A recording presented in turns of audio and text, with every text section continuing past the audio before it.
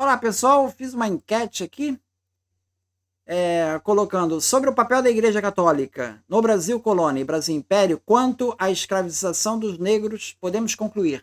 Então, eu não estou falando da escravização dos indígenas, tá? Estou falando da escravização dos negros, que começou ali já no 1549, já começou a vir escravo aqui para o Brasil.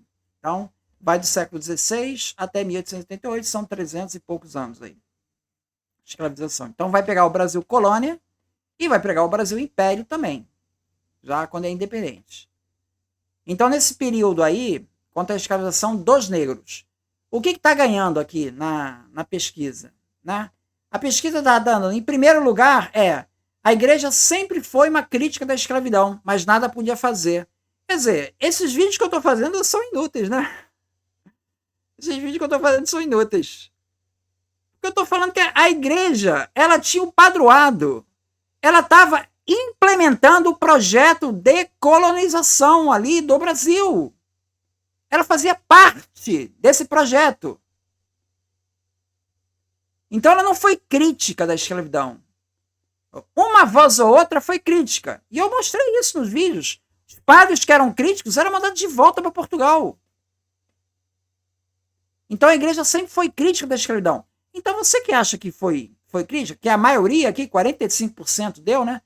Bota aí as referências do que foi. Não vem me citar com bula, onde aparece coisas subliminares, não. Eu quero saber na prática. Na prática aqui. Mostra aqui. O que eu tenho na prática, já mostrei documentos da própria Companhia de Jesus, mostrando que os engenhos dos jesuítas tinham escravos. Isso é documentação da própria igreja. Então, traz uma documentação aí dizendo que a igreja realmente foi contra a escravidão de negros aqui no Brasil. Na prática.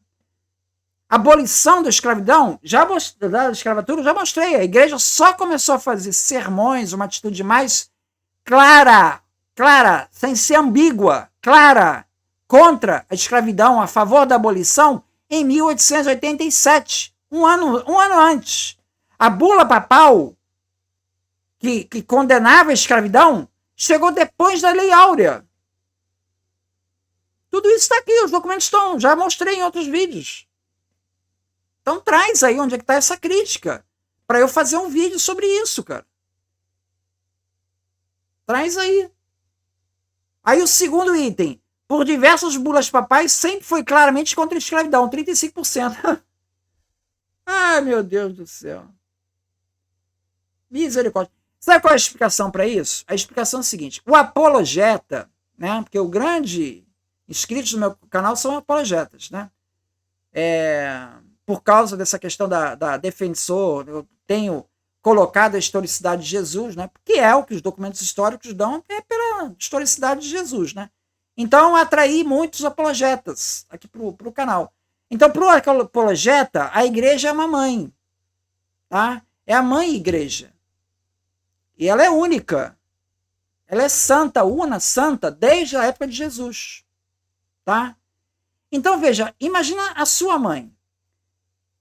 Se a sua mãe tivesse feito alguma coisa errada, você ia falar publicamente que fez errado? Não. Você não ia fazer isso, né? Você não ia fazer isso, né? Você ia falar o quê? Ou você não ia falar nada, deixa pra lá, esquece isso. Ou então, se falassem para você, você ia, não, peraí, tem que ver o contexto, não sei o que, você ia contemporizar, você ia passar pano. Então, o apologeta aqui, por mais documentos que apresente aqui, ele não quer saber disso. Ele não quer saber disso. Então, para o apologeta, a resposta vai ser: a igreja sempre foi crítica da escravidão e ela emitiu várias bulas, uma atrás da outra, defendendo a abolição da escravatura e o fim da escravidão. Foram várias as bulas papais emitidas, uma atrás da outra. Quais são? Interessa. Teve várias aí. Procura na internet. É isso. Em resumo, é isso. Ou seja, é uma argumentação aqui meio inútil, né, que eu estou colocando aqui. Mas, enfim, eu estou colocando os pontos de vista. A minha ideia não é atacar a igreja. A minha ideia é entender o contexto. Quando eu falo da historicidade de Jesus, Meu objetivo é entender o contexto do cristianismo primitivo. Tá? É entender esse contexto. Quais são as principais teses levantadas sobre essa época? E que os historiadores dizem? Mostrar a literatura. Então, quando eu estou falando sobre essa questão da escravidão da igreja, eu estou tentando contextualizar a escravidão da época, trazendo os autores, historiadores, o que eles dizem. A Lilia Schwartz, Luiz Felipe de Alencastro, Eduardo Hornaert. Eu estou trazendo os autores aí, vou trazer outros. Tem vários outros falando a mesma coisa. Tá? Vários outros. Então, assim, é o contexto do que se entende do que era o Brasil colonial na época, do que era o Brasil imperial. Porque a minha perspectiva é essa mais história das mentalidades, entendeu? Eu quero entender qual era a mentalidade da época. Né? De que maneira? A igreja está inserida nisso. A igreja tem um papel fundamental nisso. Porque a influência da igreja na época é muito maior do que é hoje. Hoje ainda tem influência. Na época era muito maior. Então eu quero entender essa mentalidade, como é que funcionava essa lógica aí. Então é nessa perspectiva que é o canal, ou seja, trazer elementos de história para a gente entender a época. E não interpretar o passado com base na mentalidade de hoje. Entendeu? Mas não tem jeito. As pessoas elas fazem anacronismo mesmo. A mentalidade já é anacrônica e ela não consegue sair disso. Ela não consegue sair disso. Ela sempre vai analisar a época com a mentalidade de hoje. Então a igreja é santa, é una, é infalível e etc. Houve má compreensão ali dos historiadores ali, entendeu? Não foi. Esse documento ali, não, esse documento não existe.